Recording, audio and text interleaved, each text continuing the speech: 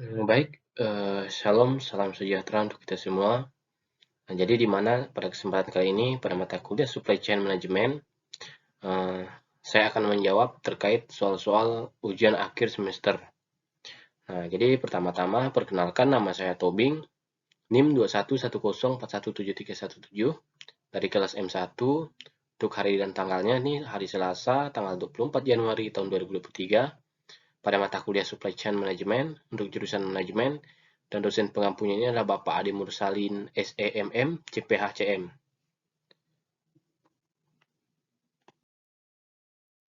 Baik, kita langsung pada jawaban yang pertama.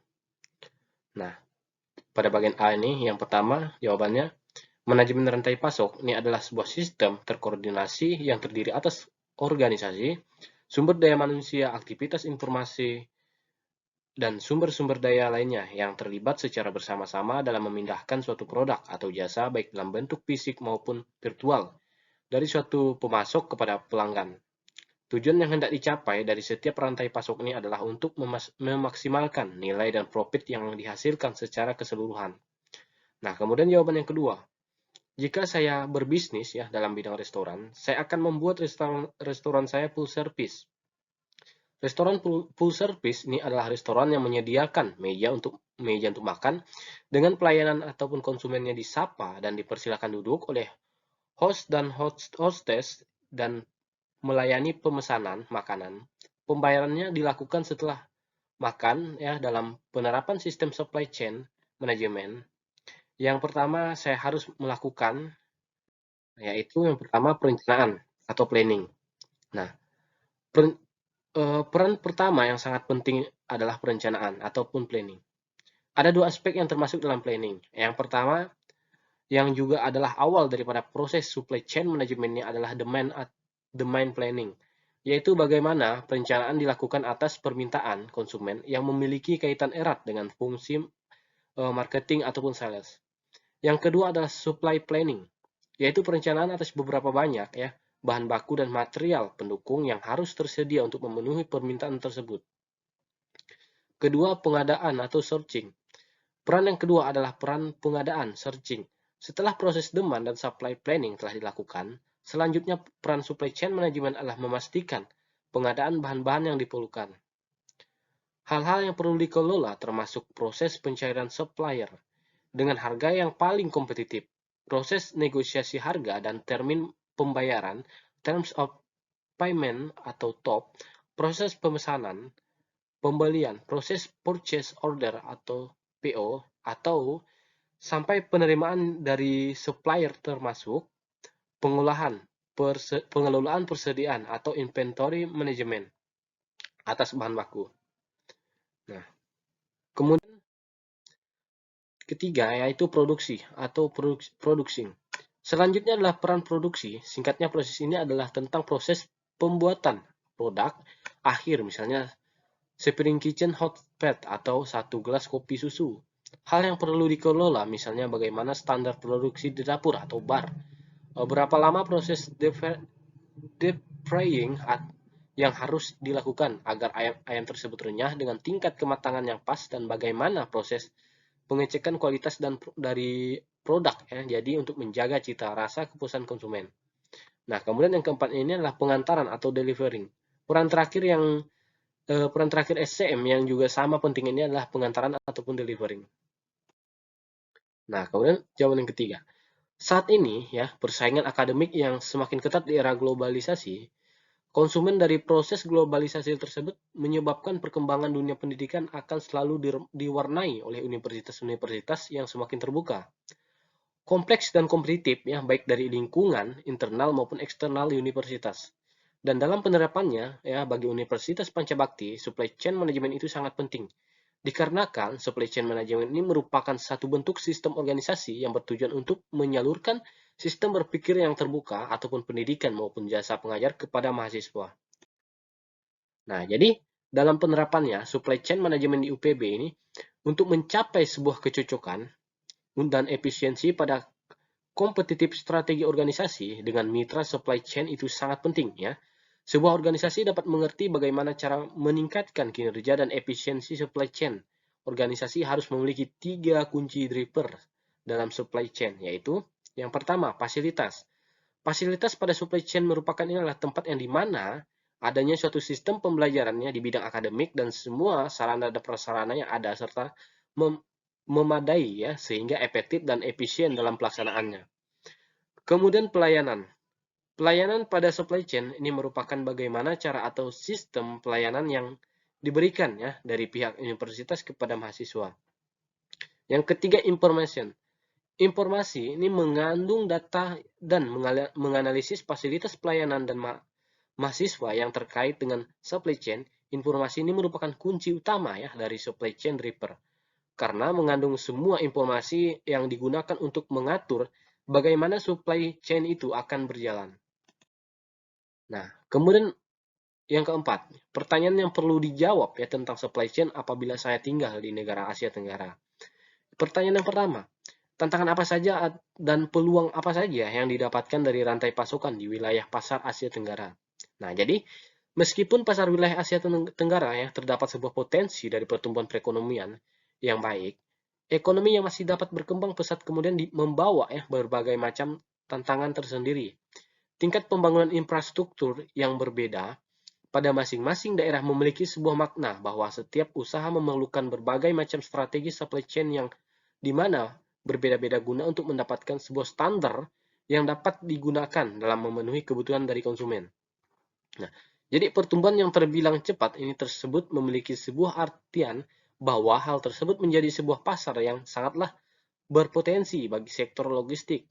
Akan tetapi hal itu juga akan berpengaruh akan tekanan yang berasal dari konsumen. Peningkatan persaingan dan tidak adanya pelanggan setia sehingga terjadinya peningkatan terhadap penjualan online yang sangat tinggi dan meningkatnya produsen yang bermigrasi menuju wilayah ini menjadi sektor logistik setiap market di wilayah Indonesia. Kemudian sektor transportasi juga logistik yang berada di Indonesia ini sebelumnya telah memenuhi peningkatan sebesar 2 digit dalam satu dekade ini dan kemudian tren dari peningkatan ini kemudian akan selalu terus berlanjut ya dalam tantangan dan juga peluang yang sangatlah tinggi dari sektor logistik kemudian perlu dilakukan otomatisasi guna untuk meningkatkan produktivitasnya. Nah, kemudian mengapa saya perlu melakukan otomatisasi dalam supply chain saya? Ya, jadi dikarenakan akan besarnya sektor logistik yang terjadi di kawasan Asia Tenggara, menjadikan hal ini sebagai sebuah tantangan bagi pelaku industri. Hal tersebut dikarenakan permintaan dari pelanggan akan meningkat, maka hal tersebut akan menjadi sebuah tekanan bagi pelaku bisnis guna untuk melayani konsumen dan juga untuk mempertahankan konsumen tersebut. Nah, kemudian yang ketiga, apa dampak potensial dari otomatisasi pada supply chain? Nah, otomatisasi dapat membantu ya supply chain di setiap tahap proses dari perencanaan rute yang dioptimalkan sehingga mengirimkan pengiriman ya jarak akhir yang efisien. Otomatisasi ini berpotensi merevolusi seluruh operasi supply chain, pengoptimalan penjualan dan pelacakan armada ya secara real time. Hanyalah beberapa cara di mana otomatisasi ini mengubah permainan. Nah, kemudian manfaat nyata ya dari otomatisasi bagaimanapun adalah tidak luput dari keberhasilan di sisi bisnis. Mesin pembuat keputusan berbasis AI sebenarnya ini dapat membantu stakeholders dalam supply chain dalam membuat pilihan logistik yang lebih baik.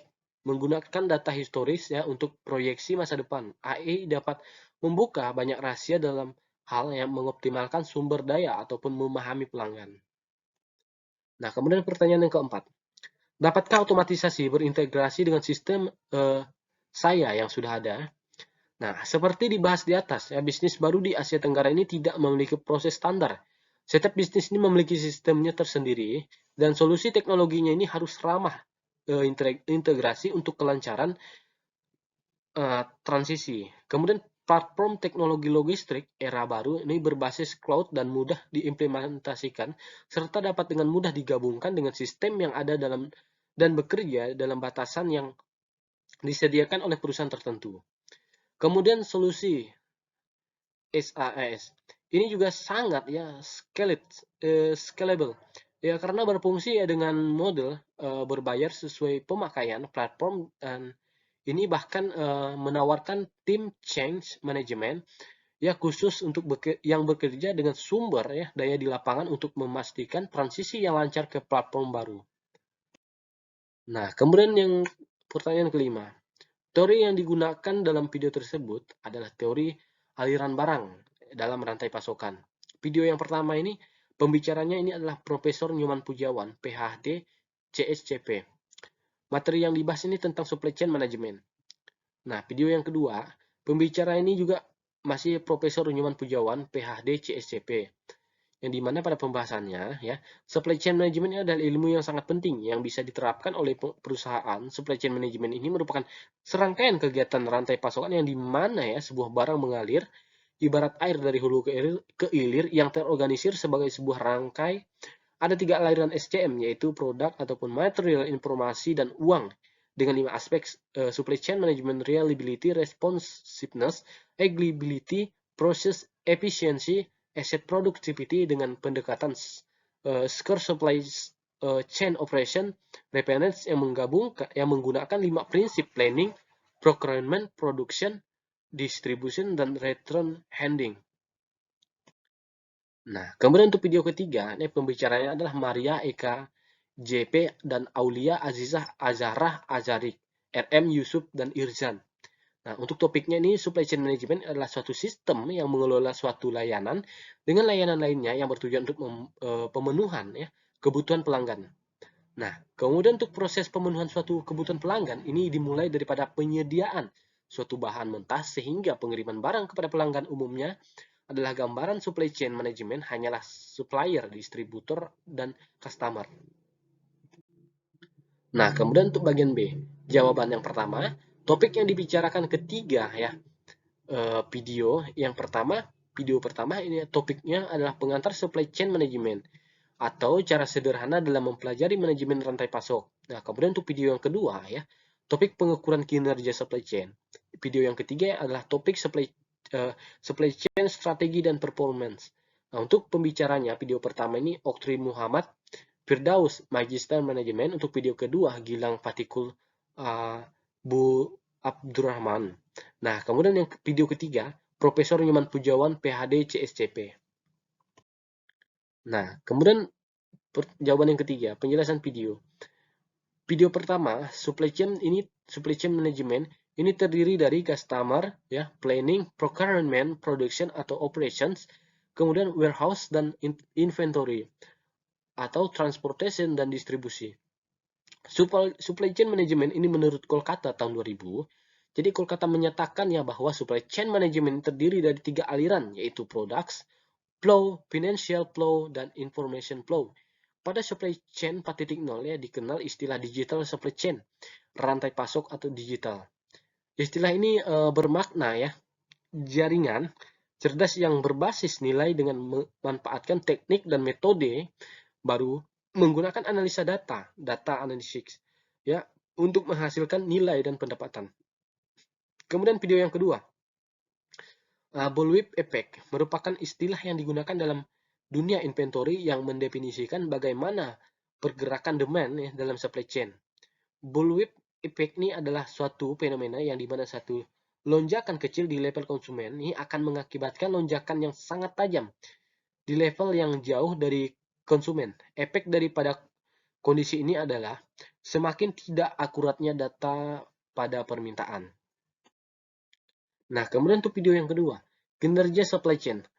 Salah satu aspek fundamental ya dalam supply chain management adalah manajemen kinerja dan perbaikan secara berkelanjutan. Ya. Untuk menciptakan manajemen kinerja yang efektif, diperlukan sistem pengukuran yang mampu mengevaluasi kinerja supply chain management. Nah, jadi untuk sistem pengukuran kinerja ini diperlukan yang pertama ini melakukan pemonitoran dan pengendalian, kemudian yang kedua, mengomunikasikan tujuan organisasi ke fungsi-fungsi pada supply chain. Yang ketiga, mengetahui tempat suatu ya posisi organisasi relatif terhadap pesaing. Kemudian yang keempat, ini menentukan arah perbaikan. Nah, untuk video ketiga ya, itu pentingnya supply chain strategi. Yang kedua, karakteristik produk. Yang ketiga ini pilihan strategi efficient and responsive. Yang keempat, decalving point. Yang kelima, postponement dan ataupun menunda ya diferensiasi produk. Strategi tersebut akan menentukan ya unggul atau tidaknya perusahaan dalam persaingan. Nah, kemudian manfaat ya. Manfaat yang saya peroleh ya, manfaat dalam dan ya pembelajaran yang saya peroleh dari menonton ketiga video di atasnya. Jadi saya ini mengetahui ya bagaimana alur dalam supply chain management dan apa itu rantai pasok digital dan bagaimana ya pengukuran kinerja dan dalam supply chain management dan seperti apa strategi dan performance dalam supply chain management. Nah, kemudian bagian C, untuk tugas-tugas yang sudah saya kerjakan. Nah, jadi tugas-tugas yang sudah saya kerjakan nih, yang pertama ini ringkasan definisi supply chain management. Ini video recordnya sudah saya kumpulkan. Nah, kemudian yang kedua ini komentar terkait ya video di Instagram ya supply chain management di Instagramnya Bapak Adi Mursalin SCMM CPHCM. Nah, kemudian untuk ringkasan desain jaringan dalam rantai pasokan. Jadi untuk tugas-tugasnya sudah dikumpulkan. Nah, kemudian kita lanjut. Nah, jadi sekian dari penjelasan ya terkait jawaban ujian akhir semester pada mata kuliah Supply Chain Management. Saya Tobing mengucapkan terima kasih.